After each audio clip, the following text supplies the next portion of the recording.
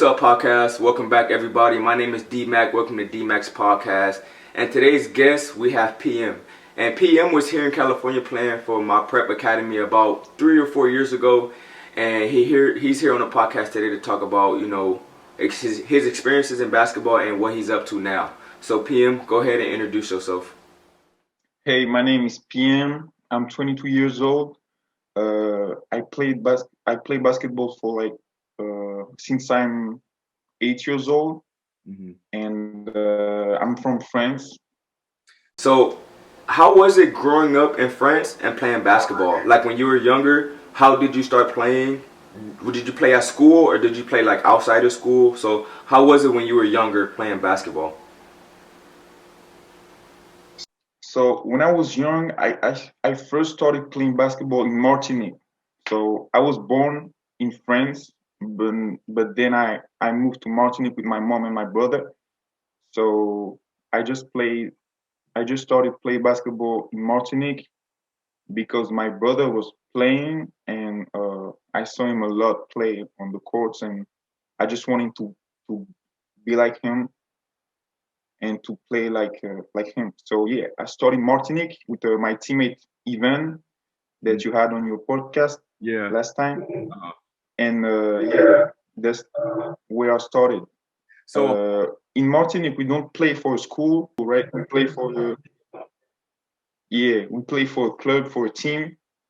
So uh, you go to school, and then beside that you play for a team. how long were you in Martinique? Um, I stayed no 9 years. Then I get recruited by a French team, Hmm. and then yeah, that's where all started. Uh, everything started in Martinique, and then after that I took off. I went to France to take my game to another step, to another level. And so yeah. So when did you started to become serious with basketball? Like what age did you like start training hard? You like, okay, I'm gonna focus, I'm gonna try to play pro. How old were you or when did that happen? When I first started, when I on my first day, the first time I touched a basketball, I was really serious about it right away. Um, yeah, in my mind, I knew that I wanted to be pro, so I did everything to get at this level, you Hmm. know. So when I was like probably 8 or 9, I was practicing kind of every day since a young age. So yeah, I knew what I want to do it. Yeah. When you were, because you said you don't play basketball for the school, you play for the club. So when you were like, I don't know, a teenager, like in high school, how was your club team? Like, how was the practices? How was your teammates? How was your coach? How was that experience? So in high school, that's when I moved to France, right? So they recruited me, and the team was I don't know how to call it in English, but you got the pro team. So yeah, the top team, and then you got the youth, the younger guys. Mhm. So I was playing in that team. U18 equals U18. So 15 to 18 years old, you playing in this team, right? Mhm. So um, I, it was my first time playing in France, and the level between France and Martinique was really, really different. So I have to adapt my game. Um, it's more an IQ game in France, so I had to study the game another way. So how was your game when you got to the club team? Like, do you think you were already good to play, or you need a lot to like work on your skills and everything? I had to work on my skills. Um, I, we never too good, you know. We always have to practice to improve our skills. Hmm. I was kind of I was little, right? I was small. I was small and skinny, so I have to improve my body. So going to the gym, and I had to work on my shot, on my leadership, and yeah, like they they train you to be a true point guard, to lead the team, and to be the second coach on the floor, Yeah. the floor manager. So yeah, I had to practice that a lot. Yeah, I think that's important as a point guard because when I played, I was also a point guard, and my coach always tell me you need to be a leader, you need to talk, you need to make sure everyone is together, and that's really important. So I think that's a good thing for you to learn at a young age. Um, but when Yeah, you when it was you a good experience. after you got done with the club team, did you come? Is that when you came to California to play for the prep school, or did you do something after that? I did something after that. So I did 4 years in my first team in France, and then I went to another team. So this is another step, like uh, U21, and it's a Pro A team. So the top division team in France, but for the Hmm. younger guys. So I was in this team. I made a month over there, and then I went directly to the United States where I met you. Yeah, yeah. So how was that when you came from France? I think because you played pro in France and then you came here to play prep school, in my opinion, that's like an upper level going down a little bit. Even though, in the States, they say basketball level is a little bit higher than other country. But I think being pro in any country is good for your resume. But my question for you is, how was the competition when you came here to the States? Like when you came here, was the game faster? Did you feel like, oh, it's kind of easy for me, or how did you feel about the level of competition over here? It's totally different. When we play in France, we're not really pro until we sign a contract and we play with all the guys. It's kind of everybody the same age, but we are in the whole club, and the top team is a pro team. So we just like young United States, but we have like more contact with the pros and stuff. So when I first came to United States, it was a totally different game aspect and mindset, Mm-hmm.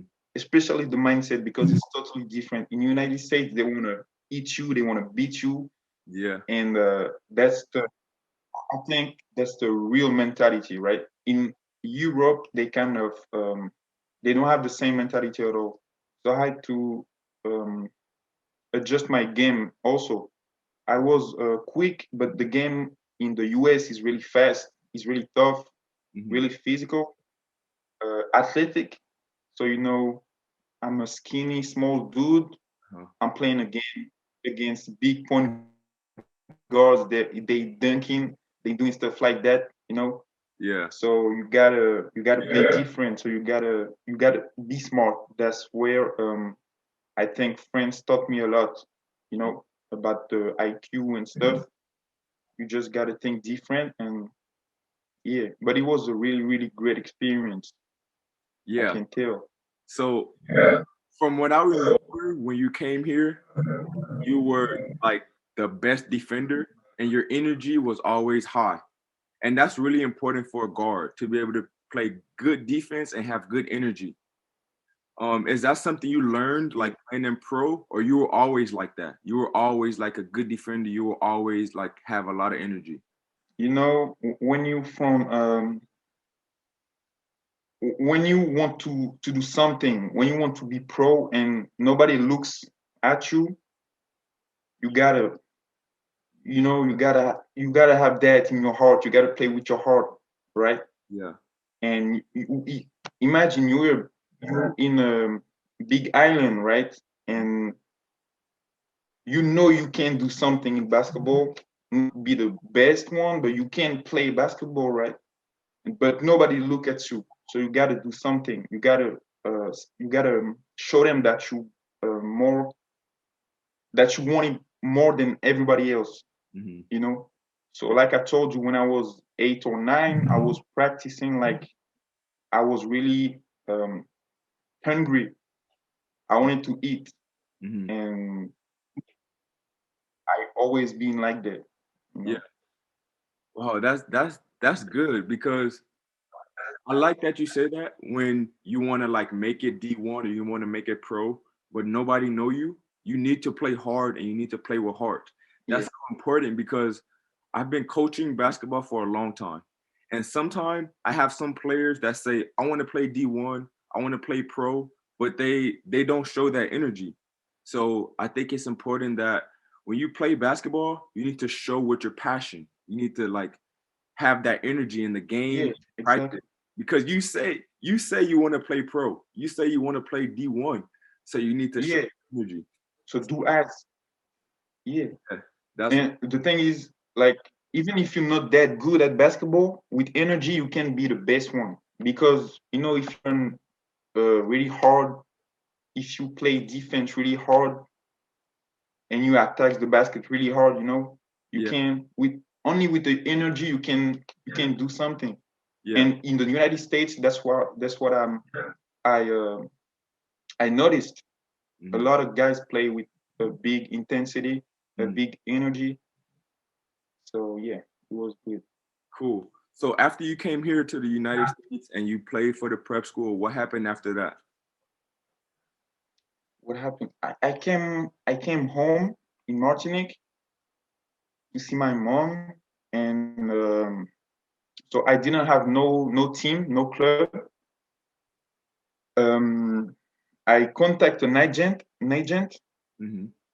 So he found me a team. So that was my first pro contract, and yeah, I went over there, and yeah, I Hmm. traveled again, and yeah, with the experience of the United States, my mindset and my mentality changed. Hmm. So I wasn't really afraid. Yeah.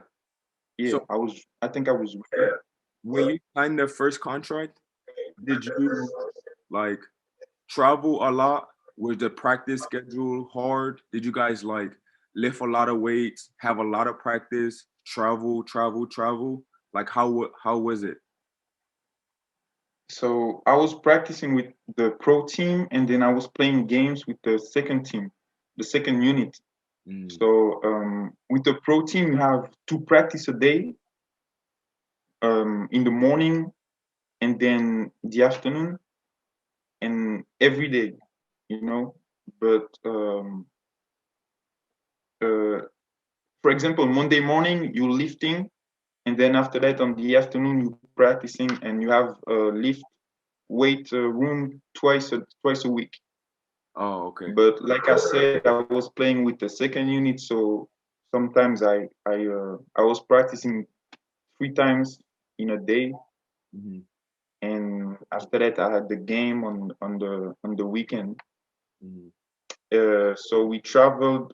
It wasn't really far from the second unit, Hmm. but we traveled a lot, yeah, but not that far. Yeah.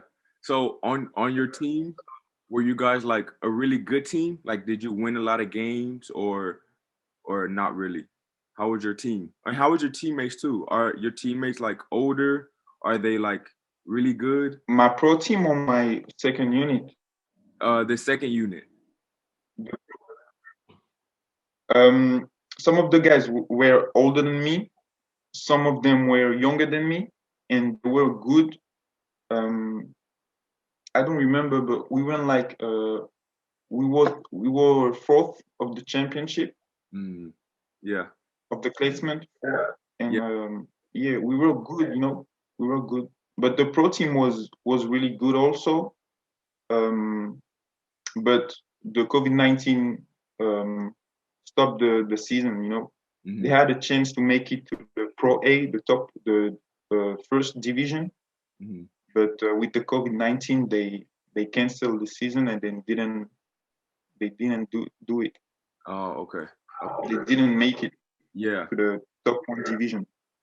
So with COVID-19, the season is like canceled. So right now you're just waiting until you can play again, right?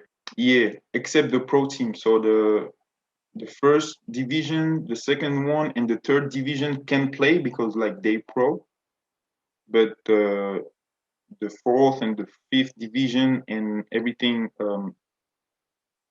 down, Yeah. yeah, lower than that they cannot play. Oh, okay. Okay. Wow. So what other hobby or what other things do you do other than basketball? Because especially with COVID, you need to have some other things that you do. So what else do you do other than basketball? I try to take care of myself first, honestly, Yeah. and then I'm making music. So I love music, and I'm making music by myself on my computer. I have a little microphone, Hmm. so I record myself, and yeah, I'm making music. I first started music by making beats. So I was a producer first, Hmm. and then I moved out to the singer part Hmm. of music. So how is it going for you? I remember before we started the podcast, you were talking about you did your first album. So how was that Yeah, experience? Did it do good? I think it did good because on your Instagram you have like a lot of views and the visual looks good. yeah, So how was your first album? yeah. It was good. I didn't release it on streaming platforms because, in my opinion, um, it wasn't good enough to be on the streaming platform. I didn't how we say that. My mix and my mastering of every song wasn't that good. Mm, But since the time I practiced and then it got better, you're gonna see that in the second album. The quality of the music is better. So it was a good experience, and I think I'm in everything I do. mhm. I'm in love with the process, the creating process. Yeah, So when I'm making music, I'm like, okay, I enjoy it. I don't see the time goes. mhm, And the picture, it looked good, but we did that with a friend of mine. mhm. So we did everything by ourselves, and yeah, I'm glad to do that. That's cool. That's cool. So I think because you're gonna work on another album and soon, maybe Yeah. when COVID is over, you're gonna start playing basketball again. Do you think it's difficult to balance music and basketball together? Do you think it's hard? Mm, you just have to find the time. So you have to make a schedule Hmm. because for example, last year I had practice twice a day. Hmm. I was practicing twice a day, so my schedule was really tight. I was busy, so when you get out of practice in the morning, you gotta eat, and then after that, you tired. You gotta rest for the second practice, and then over and over again. So you don't really have the time to, for example, to do your hobbies. Hmm. So right now I don't play. I don't have a team, so I can focus 100% on my music, on Hmm. my studies too. But I can put the time on my music, and that's what I like. Okay. Okay. Cool. Cool. I have a question for you. Where do you see yourself in like 3 or 5 years? Like 3 or 5 years, where do you plan to be, or what do you plan to do? Well, I don't know. I don't really plan anything in my life, honestly. I Hmm. just know where I want to be. Like I want to. just take pleasure of in everything I do. That's what I want to do. Yeah. But I don't really plan anything in my life. I like to move a lot, you Mhm. know, and I think life is full of a lot of good experiences. Yeah. Uh, I think the like my biggest experience so far is when I met you in the United States. When I came in United States, it Mhm. was a huge thing for me because it always was my dream to be in the United States. Mhm. So I make it happen, and then, but I didn't plan that. Yeah. So when I have an opportunity to go somewhere I want to go, I'm going that way. Mhm. So I mean, I see myself in a good place. That's what I'm gonna say. I see myself in a good place. I hope so. That's good. That's good. I think me and you are similar because I also like to move a lot, and I don't like to like Yeah, say I will do this because if I say I will do this, I close all the door for any other opportunity. So I just exactly. my No mind limits. Exactly. and no limits. I just want to keep my mind open, my Yeah, experiences open. So I understand that. That's a good answer. If someone asks me that question, yeah. I will answer the same way like you did. So that's good. That's good. I agree. I agree. Yeah. So at the end of every podcast, I ask the guest three questions. Okay. So I will ask you these three questions. Okay. The first question is, Okay. what is success in your opinion? Because everybody have their own idea of what is success. So what does success mean for you? Yeah. Um, for me, it means a lot of things. First, I think for me, in my opinion, success is like whenever whatever you're doing, you gotta make your family proud, Mm-hmm. and that even if they're not really agree with the thing you're doing, Mm-hmm. they can be like, okay, go to school or you gotta study, you gotta have this diploma and stuff. But if you're doing what you like, uh, they can and it succeed, right? If you're doing what you like and it's going good, they can tell you nothing. So for me, that's the first part of success. Mm-hmm. Then the second one is inside you. I think inside everybody on this planet. When you want to do something, you gotta think, okay, how can I do that? Because it's hard to get up every morning and get really serious on the thing you want to do. It's really hard. Yeah. And for me, success is just it's like when you accomplish something and you're proud of what you did. For me, this is a success, and everything like that. For me, every day is a success because every day you learn something new. Mm-hmm. Every day you wake up, so thankful for that.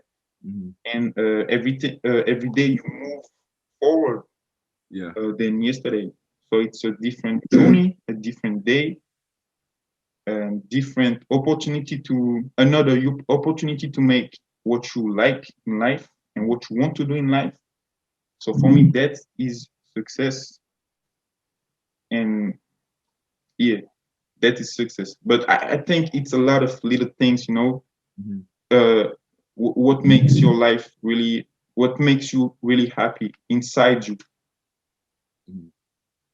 That's a good What answer. about you? What is success for you? Um, glad you asked that, and I think, like you said, it's on the inside. Um, Yeah, and oftentimes when I do the podcast, I ask everyone this question, and most people say like when you have a good career or when you're happy and stuff like that. But in my opinion, happiness is an emotion. So you can be happy from anything. If I'm hungry and I eat a burger, I'm happy, but that does not yeah, mean I'm exactly. successful. So I think, in my opinion, success is not only happiness, but also like accomplish something that you work for. So, for example, Yeah, if I want to be a college basketball player, and I work and I work and I work, and then I get to college basketball, that is success. So I think it's not really about the emotion, it's about accomplishing the goal you make to get there. So I think that's what success. yeah, That's I what agree. yeah. And, and I agree. And sometimes even the loss, the losses. The losses, yeah. Sometimes yeah, the losses can be success. You know, Hmm. um, I think even the biggest success in is when you lose. Yeah. I think because you learn a lot, and if you don't bounce back of the loss, then you fail, right? But Mhm. if you can bounce back and get up from that loss, this is a huge success, Yeah. I Yeah. think. Yeah. That's great. That's great. So the next question I have is, have you seen the movie The Matrix? Yeah, I like it a lot. Yeah, me Yeah, too. Me too. So in the movie, they ask if you would take the red pill or the blue pill. And I will ask you that question. Would you take the red pill? The red pill is the pill you will take if you will be exposed to all the truth in society. Because there's a lot of things that happen in the world that's maybe like too much information and it's overwhelming, but it's the truth. If you take the red yeah, pill, you will see everything that goes on in society, in the government, in the world. Or you can take the blue pill. If you take the blue pill, you just work, have your family, and like live your normal life. So would you take the red pill or would you take the blue pill? it's a hard question, but I think I will choose the red one. Yeah. Yeah, because life is life, you know. Mhm. I mean, you have, in my opinion, you have to face everything in life. You cannot just pretend to to be blind and to cover your eyes and your face and say like, oh, something's bad happening, but I don't really want to know. No, you have to know that something bad happening in life. Mhm. And I think the best way to get prepared, to get ready to bad things, it's just uh, to make a face, to see Mhm. the truth. Like the truth is I don't know how to explain that, but you just have to, You, be strong and then face the truth yeah. Yeah. I and remember then go. Yeah, I remember in the movie of Matrix when Neo he woke up and he see yeah, everything that was happening. I think it really yeah, it opened his mind. So yeah, sometimes, like when I ask this question to people, I think, would I take the red pill or the blue pill? I don't know. It's different. One day, maybe I want the blue pill. One day, maybe I want the red one. But I think mostly I would maybe take the red one because when I watch the movie, I see how Neo see everything like the truth. So and they open his mind. So I think, I want my mind to be open. So I would yeah, maybe also take the red pill, but I don't know. Sometimes it depends on how I feel. Like sometimes I would take the blue pill, but I don't know. yeah. I Maybe feel you. yeah, yeah. I feel you. And you, I think the open to have the open mind is really really important nowadays. Hmm. Um, like I said, if you don't have this open mind, you can be really blind. And the question of success, it can't really define if you're blind, Yeah. in my opinion. Yes. Because if you know the truth, the the deep ones, and even with that in your mind, you keep going hard on what you're doing, then what can stop you? Nothing, you know. But if you like, oh, I'm closing my eyes, I'm covering my eyes, too much truth, I don't want to be that open-minded, then, but it's my opinion. Yeah. I don't know, but it's my opinion. Good, good. So the last question I have is a question. It's like a statement or a message. I want you to leave a message for yourself in like 5 years or 10 years. Okay.